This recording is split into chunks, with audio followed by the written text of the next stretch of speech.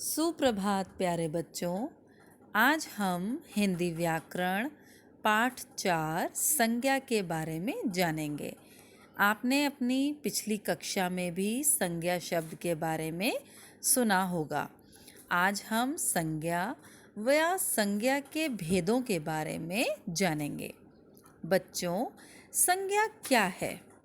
संज्ञा किसी व्यक्ति का नाम, किसी वस्तु का नाम, किसी स्थान का नाम या किसी भाव के नाम को संज्ञा कहते हैं। जैसे कि यदि मैं आपको कहूँ आपका क्या नाम है, तो आप मुझे अपना नाम बताएंगे। आपके पिताजी का क्या नाम है, तब आप अपने पिताजी का नाम बताएंगे। फिर आपकी माताजी का क्या नाम है, तब आप अपनी माताजी का नाम बताएंगे। तो यह सब क्या है? किसी व्यक्ति का नाम। ठीक है।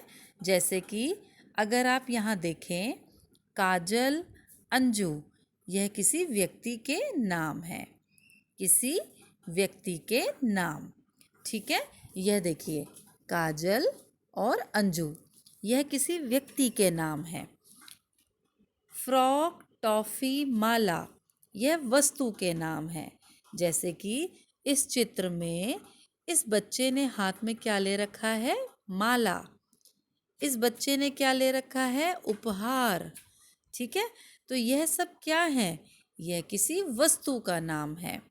तो संज्ञा किसी व्यक्ति, किसी वस्तु। अब मैं यदि आपसे पूछूं आप कहाँ रहते हैं, तब आप कहेंगे हम जम्मू में रहते हैं। अगर मैं पूछूं ताजमहल कहाँ है, तब आप कहेंगे ताजमहल आगरा में है। तो यह सब क्या है? जम्मू, आगरा, यह स्थान का नाम है। किसका नाम है? स्थान का नाम। तो यहाँ पर आपने क्या सीखा कि संज्ञा किसी व्यक्ति, किसी वस्तु, किसी स्थान के नाम को संज्ञा कहते हैं। इसके अलावा बच्चों, संज्ञा भाव के नाम को भी कहते हैं।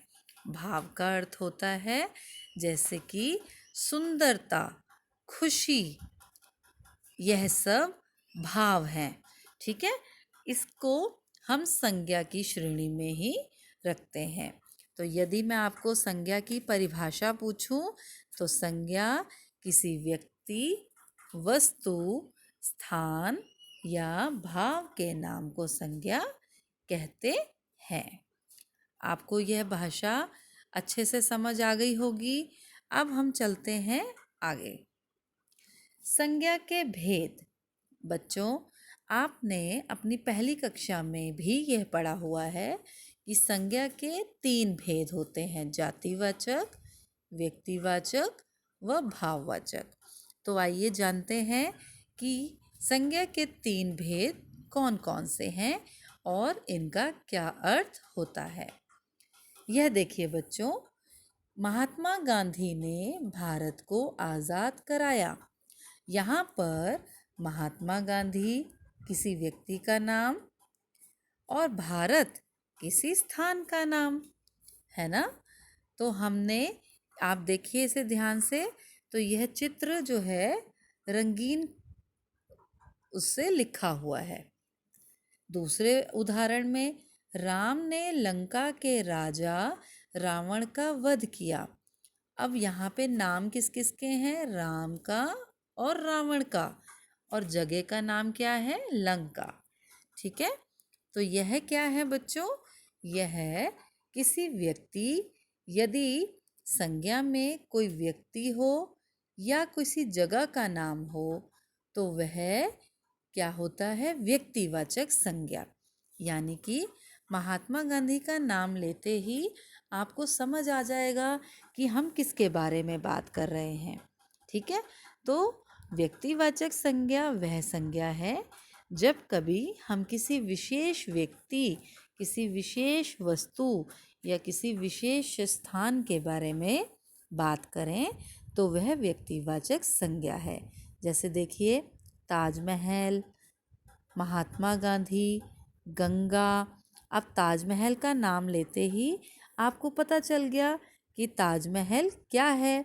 महात्मा गांधी का नाम लेते ही आपको पता चल गया कि ये महात्मा गांधी हैं, और गंगा का नाम लेते ही आपको पता चल जाता है कि गंगा एक नदी का नाम है।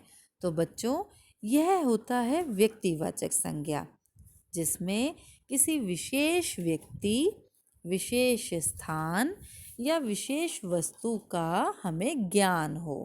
वह क्या है? व्यक्तिवाचक संज्ञा। मुझे आशा है आपको व्यक्तिवाचक संज्ञा समझ आ गई होगी। अब अगला चलते हैं बच्चों जातिवाचक संज्ञा पर। जातिवाचक संज्ञा क्या है? जातिवाचक संज्ञा वह संज्ञा होती है जिससे हमें संपूर्ण जाति का पता चले। जैसे बच्चे पतंग उड़ा रहे हैं। अब यहाँ पर सभी बच्चों को हम बच्चा ही कहते हैं और पतंग को हम पतंग ही कहते हैं। इस तरह से हमें पता नहीं चल रहा कि कौन सा बच्चा या कौन सी पतंग। तो इससे हमें संपूर्ण जाति का पता चलता है, वह जातिवाचक संज्ञा है। पेड़ पर पक्षी बैठे हैं। अब यहाँ पर हमें नहीं पता पेड़ कौन सा है, पक्षी कौन से हैं। इसका मतलब कि यह जो है संपूर्ण जाति का, हमें इस पेड़ से हमें पता चलता है कि संपूर्ण जाति, सभी पेड़ों को हम पेड़ ही कहते हैं और पक्षी को हम पक्षी ही कहते हैं। तो जिससे हमें संपूर्ण जाति का पता चले, वह कौन सी संज्ञा है? जातिवाचक संज्ञा कहलाती है। जैसे कि उदाहरण देखें, कुत्ता। अगर हम कुत्ता शब्द बोलें तो आपको पता चल जाएगा कि कुत्ता जो है, हर कुत्ते को हम कुत्ता ही कहते हैं। नगर, लड़का आदि। पेड़, पक्षी, बच्चे, पतंग, यह सब कॉमन है। ठीक है, जातिवाचक संज्ञा के अंतर्गत आता है। आगे चलते हैं भाववाचक संज्ञा। देखिए पहले उदाहरण कि बुढ़ापा कष्टकारक होता है। यहाँ पर बुढ़ापा जो है उससे हमें किसी व्यक्ति के अवस्था के बारे में पता चलता है। आलस्य एक बड़ा रोग है। यहाँ पर भी हमें किसी की भाव के बारे में, किसी के दोष के बारे में पता चलता है। वाणी की मिठास सबको मोह लेती है। यहाँ पर भी हमें किसी व्यक्ति की या वस्तु के गुण का पता चलता है। क्या क्या गुण हमने पता किए? बुढ़ापा, आलस्य और मिठास। इससे हमें किसी व्यक्ति के या वस्तु की अच्छाई, बुराई या उसके अंदर क्या भाव है उसका पता चलता है। वह भाववाचक संज्ञा कहलाती है। अब बच्चों, यह तालिका है, इसमें यह सारे व्यक्तिवाचक संज्ञा दी गई हैं, जिसमें किसी व्यक्ति का नाम, किसी स्थान का नाम या किसी जगह का नाम दिया गया है, किसी नदी का नाम। यह सभी व्यक्तिवाचक के अंतर्गत आती है। जातिवाचक में हाथी, पुत्र, घोड़ा, शहर, पर्वत, जिससे हमें संपूर्ण जाति का पता चले, वह जातिवाचक संज्ञा कहलाती है। इसके अलावा अंत में है भाववाचक संज्ञा। यह देखिए, किसी भी वस्तु की अच्छाई, उसके गुण, उसके दोष, उसका अवस्था, उसके भाव का जब हमें पता चले, तब वह भाववाचक संज्ञा कहलाती है। मुझे आशा है आपको यह बहुत अच्छे से समझ आ गया होगा। तो आइए अब हम करेंगे इसका अभ्यास कार्य। धन्यवाद बच्चों।